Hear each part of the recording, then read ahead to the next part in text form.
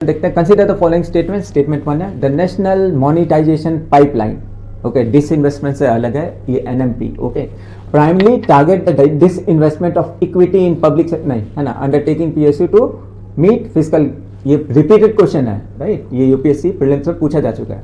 दूसरा है, asset recycling under NMP 2.0 aim to unlock value of operational brownfield asset to finance fresh infrastructure creation। आपसे पूछा which of the following is correct in respect to, है ना, तो इसमें आंख बंद करके पहला स्टेटमेंट तो बिल्कुल गलत है, ओके, और स्टेटमेंट 2 करेक्ट है, ओके, तो ऑप्शन डी। स्टेटमेंट 1 इनकरेक्ट है बिकॉज द नेशनल एनएमपी जो है, national monetisation pipeline 2.0 is fundamentally different from disinvestment और प्राइवेटाइजेशन। वाइल, क्योंकि इसमें क्या होता है कि गवर्नमेंट की जो स्टेक है ना वो मूव नहीं करती है, right. While this investment involve selling government equity in PSU, NMP focus on monetising operation public infrastructure asset without transferring ownership.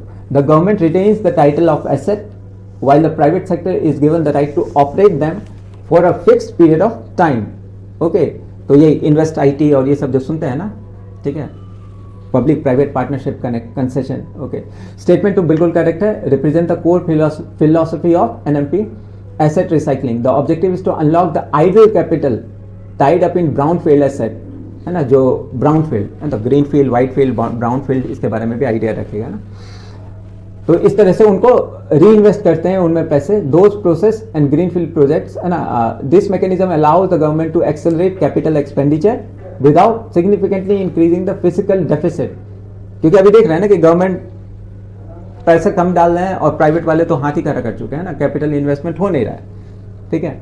तो इस तरह से ये question becomes important. Again there are diverse topic which you have to cover for UPSC examination. Don't get bored, है ना, you will be gaining a lot of knowledge, okay, और knowledge क्या है, दिमाग खुलता है, मैथ्स करने से क्या होता है, you become more calculative, okay, तो do not ignore those part as well, है ना। 10th तक का जो सिलेबस है is fabulous, okay, तो वहाँ तक तो आपको